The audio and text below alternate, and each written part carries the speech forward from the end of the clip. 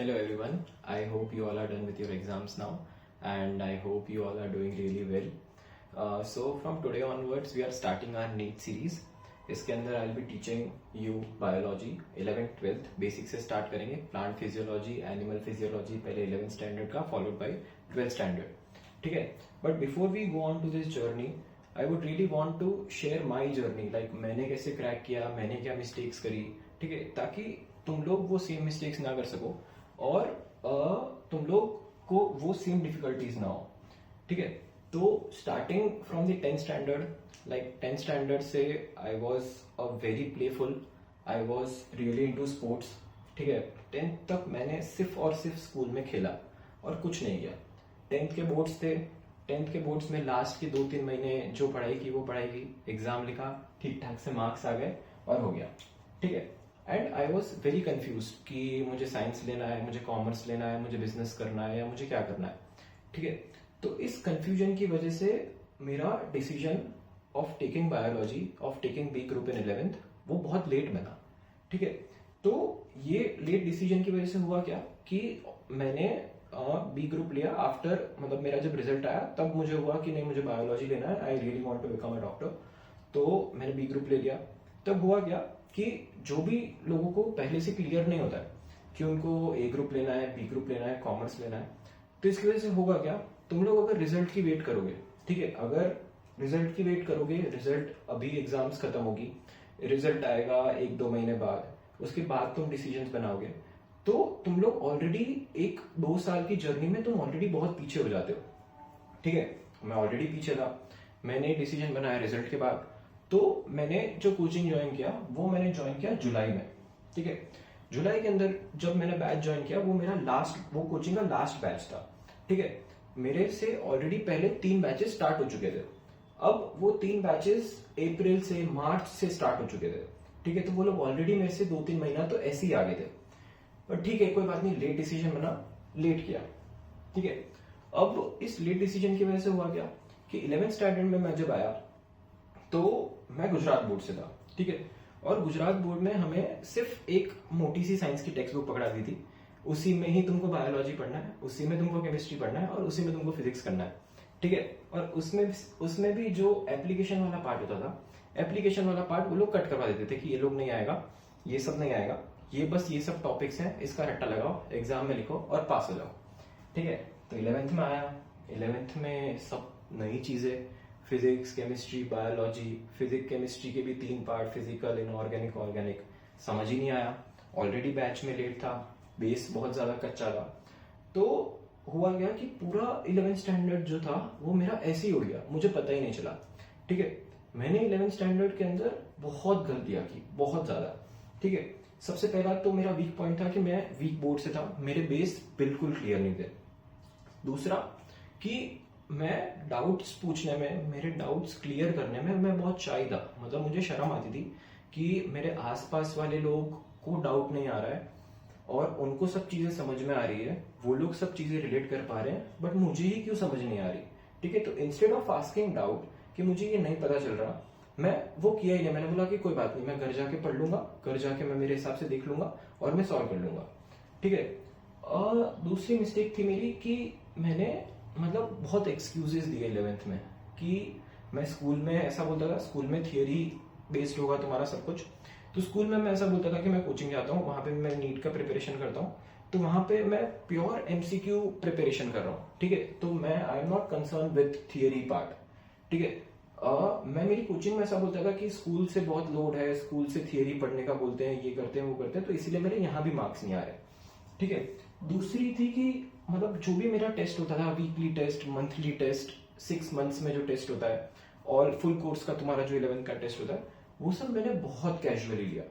Casually in the sense कि मतलब ऐसा होता था कि मतलब मेरा सिलेबस ही नहीं खत्म हुआ है. टेस्ट है मेरा कल, मैं इतना पार्ट बायो में छोड़ रहा हूँ, इतना केमिस्ट्री में छोड़ रहा हूँ, इतना फिजिक्स में छोड़ रहा हूँ. ठीक है. मैंने ना ढंग से प्रैक्टिस करी थी. फिजिक्स और केमिस्ट्री, मतलब बायो एक ऐसी चीज है जो तुम 1-2 बार पढ़ोगे, तुम्हारे अंदर, माइंड के अंदर एक कंसेप्ट डेवलप हो गया. ठीक है. तो तुमको उसमें फिर ज्यादा रॉकेट साइंस लगाने की जरूरत नहीं होगी. बल्कि फिजिक्स और केमिस्ट्री एक ऐसी चीज है कि जब तक तुमने अच्छे से प्रैक्टिस नहीं किया, जब तक तुमने एक एक टॉपिक, एक एक कंसेप्ट के जो सम्स है वो तुमने सॉल्व नहीं किए, तो तुमसे एग्जाम में सम्स नहीं सॉल्व होंगे। ठीक है। दूसरा था कि एनसीईआरटी बिल्कुल नहीं पढ़ा, और प्रीवियस ईयर क्वेश्चंस होते हैं। मतलब जैसे अब तुम चैप्टर पढ़ोगे, जैसे बायो में सबसे पहला चैप्टर आएगा सेल। ठीक है। तो अब सेल के प्रीवियस ईयर क्वेश्चंस होते हैं। ठीक है। सेल की मॉड्यूल होगी, तुम्हारी सेल की एनसीईआरटी होगी, बहुत सारा कंटेंट होगा, तो वो सब मैंने कुछ भी नहीं किया। ठीक है। तो हुआ क्या, एट द एंड 11th का मेरा रिजल्ट था 50%। मतलब स्कूल में मेरे आए 50%। स्कूल की अटेंडेंस, स्कूल भी मैं कभी कभी जब मन होगा तब जाऊंगा, जब मन नहीं होगा तब नहीं जाऊंगा। स्कूल की अटेंडेंस 50%। और कोचिंग में मैं जाता था, वहां पे मेरा स्कोर बनता था 720 में से 320 मार्क। उसमें से 200 मार्क आ रहे बायो में, 50-60 मार्क आ रहे केम में, और बाकी के मार्क्स आ रहे फिजिक्स में। मतलब पूरा एक साल ऐसे ही बर्बाद हो गया। ठीक है। कैजुअल बिहेवियर की वजह से, डाउट्स ना पूछने की वजह से, सम्स प्रैक्टिस ना करने की वजह से। ठीक है। रोज जो कोचिंग में पढ़ाया वो घर आके रोज का रोज नहीं पढ़ा। ठीक है। नेक्स्ट दिन गया तो मैं भूल गया क्या टॉपिक कंटिन्यूएशन में था, वो मेरे को पता ही नहीं है। ठीक है। तो ये सब मेरी मिस्टेक्स थी। प्लस एक जो सबसे कोर चीज होती है वो तुम्हारी होती है नोट्स। ठीक है। तुम्हारी नोट्स मतलब ऐसी होनी चाहिए कि इतनी बार जब तुम नीट का पेपर लिखो, तुमने उन नोट्स को इतनी बार पढ़ा होना चाहिए कि मतलब तुमको याद है कि यहाँ पे मैंने इस कॉर्नर में राइट हैंड साइड पे ये चीज लिखी हुई है, यहाँ पे ये डायग्राम बनाया हुआ है, वैसे नोट्स को पढ़ना है। तो ना ढंग से नोट्स बनाए। ठीक है। तो 11th हो गया पूरा बर्बाद। अब आया 12th स्टैंडर्ड। ठीक है। 12th स्टैंडर्ड में आई वॉज प्रिटी गुड। ठीक है। मैंने जो भी मिस्टेक्स 11th में करी वो मैंने ध्यान रखा कि मैं बहुत ज्यादा मिनिमाइज कर दूं, या मैं उन मिस्टेक्स को करूं ही नहीं। ठीक है। और 12th में एक बहुत ज्यादा मेरे पास एडवांटेज था कि जो मैंने लेट डिसीजन लिया, उसकी वजह से मेरा जो बैच लेट स्टार्ट हुआ। 12th में सारी जो 4 बैचेस थी वो साथ में स्टार्ट हुई। ठीक है। 12th के टॉपिक्स फिजिक्स के, केमिस्ट्री के, बायो के। बायो मेरी स्टार्टिंग से अच्छी थी। फिजिक्स केमिस्ट्री के जो टॉपिक्स थे वो मेरे को इंटरेस्टिंग भी लगे 12th में। और मैंने जैसे आज मेरे को सपोज करो फिजिक्स में करंट इलेक्ट्रिसिटी पढ़ाया। ठीक है। करंट इलेक्ट्रिसिटी में मुझे वोल्टेज पढ़ाया। ठीक है। तो वो वोल्टेज में वहां पे मैंने कोचिंग में नोट्स बनाई, घर आके उस नोट्स को ढंग से पढ़ा, और उस टॉपिक से रिलेटेड मैंने सम सॉल्व किए। ठीक है। रोज मैं इतना कर लेता था। और जब मैं कोचिंग नहीं जा रहा हूँ तब मिनिमम दिन का 10 से 12 घंटे पढ़ना ही है, पढ़ना ही है, पढ़ना ही है, नो चांस। ठीक है। कोई इसमें एक्सक्यूज नहीं है। ठीक है। ज्यादा मैंने फोकस किया 12th में फिजिक्स एंड केमिस्ट्री पे डेली। मतलब अब 11th में मैंने 11th की जो शर्म थी वो 12th में मैं आके पूरी भूल गया। ठीक है। अगर मुझे 2+2 4 कैसे हो रहा है अगर वो नहीं पता ना, तो भी मैं पूछ लूंगा कि सर 2+2 4 कैसे हुआ, मेरे को नहीं पता, मेरे को सिखाओ। ठीक है।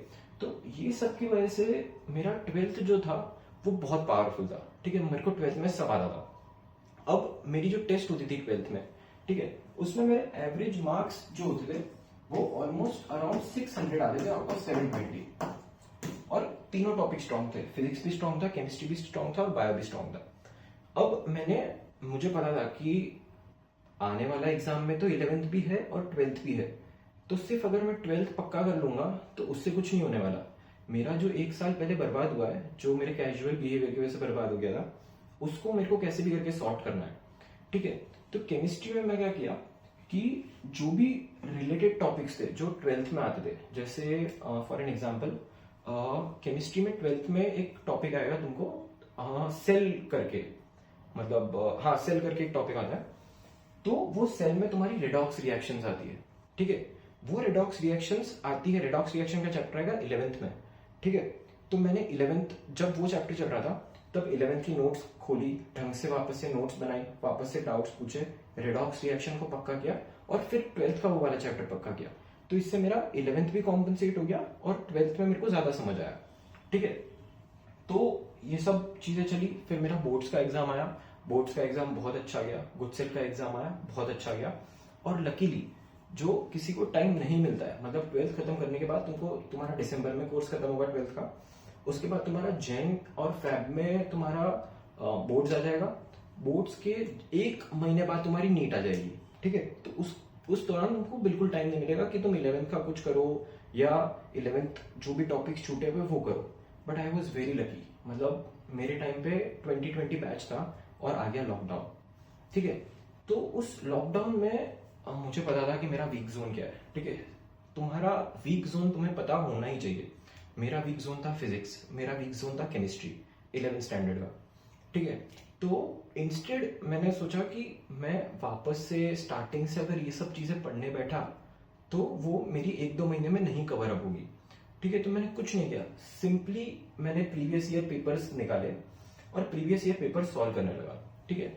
और प्रीवियस ईयर पेपर्स भी कैसे कि सबसे पहले मैंने फिजिक्स वाला पार्ट किया सारा, मतलब 2002 से लेके 2019 इतने 17 साल के जो पेपर है उसका only and only physics section, क्योंकि मुझे पता था मेरा वीक जोन क्या है। फिजिक्स सेक्शन उठाया, 2002 के पेपर का फिजिक्स का सेक्शन उठाया, ठीक है। एक बात डिसाइड कर ली थी कि अगर जो चीज मुझे नहीं आएगी ना, जो चीज नहीं आएगी वो चीज मैं लेके बैठूंगा, वो टॉपिक मैं सीखूंगा, उस टॉपिक से रिलेटेड 1-2 सम्स करूंगा और फिर वो सम करूंगा। तो मतलब लिटरली मुझे 40 क्वेश्चंस करने में, ये 45 क्वेश्चंस करने में मुझे पूरा पूरा दिन लग जाता था, पूरा दिन निकल जाता था। बट वो जो 45 क्वेश्चंस मैंने किए उसका कंसेप्ट से रिलेटेड कोई भी क्वेश्चन आएगा वो मैं कर लूंगा, इतना मैंने मेक श्योर कर लिया, ठीक है। 2002 के पेपर में पूरा दिन लगा। जो 2003 का पेपर किया 2003 का, उसमें थोड़ा सा कम टाइम लगा। प्लस मैंने देखा कि बहुत सारे टॉपिक्स, बहुत सारी चीजें रिपीट होती है, ठीक है। 2004 का पेपर किया, तब भी मैंने सेम सीक्वेंस नोटिस की कि बहुत सारी चीजें रिपीट हो रही है, थोड़े से सम्स भी रिपीट हो रहे हैं, ठीक है, टॉपिक्स भी रिपीट हो रहे हैं। 5 का किया उससे थोड़ा इजी हुआ, 6 का किया उससे इजी हुआ, 7 का किया उससे इजी हुआ, 8 का किया उससे और इजी हुआ, ठीक है। तो ओवर द टाइम 2019 तक के पेपर तक पहुंचते पहुंचते मैं इतना कॉन्फिडेंट हो गया कि मुझे पता था कि ये टॉपिक है, ये टॉपिक में से यही सम पूछते हैं, ऐसे इसको सॉल्व करना है और बस, ठीक है। तो ये सब करने की वजह से जब रिजल्ट आया तो result was very nice. 12th boards में आए 85%। गुजसेट का एग्जाम होता है, मतलब गुजरात बोर्ड है, गुजरात स्टेट के अंदर एक गुजसेट का एग्जाम होता है। गुजसेट के अंदर मेरी परसेंट आई थी 99.8, 108 मार्क्स थे मेरे आउट ऑफ 120, ठीक है। अंडर 50 रैंक थी गुजरात में, ठीक है। नीट का स्कोर मोस्ट इंपॉर्टेंट, जो मेरा वीक जोन था फिजिक्स, सिर्फ प्रीवियस ईयर क्वेश्चन सॉल्व करके, ठीक है, सिर्फ प्रीवियस ईयर पेपर समझ के, उसके टॉपिक समझ के, उससे रिलेटेड क्वेश्चंस करके, जो मेरे फुल कोर्स में 50 से 60 मार्क आ रहे थे फिजिक्स में, वो सीधे शूटअप होके आ गए 157, ठीक है। केमिस्ट्री के मार्क्स पहुंचे 156 एंड बायो में पहुंचे 320, ठीक है। तो इन सब से मेरा टोटल बन गया 633 और रैंक थी मेरी 7000, ठीक है। तो मतलब कुछ ज्यादा कॉम्प्लेक्स चीजें नहीं है, मैं तुमको स्टेप बाय स्टेप सब बताऊंगा। एक एक वीडियो आई ट्राई कि मैं रोज वीडियो पोस्ट कर सकूं, जो भी कॉम्प्लेक्स चीजें हैं उसको मैं एकदम सिंपल वे में तुमको समझा सकूं जैसे मैंने सीखी है, ठीक है। And make your journey much easier, ठीक है। तो I wish you all the very best, ठीक है, and we will make it together. Thank you.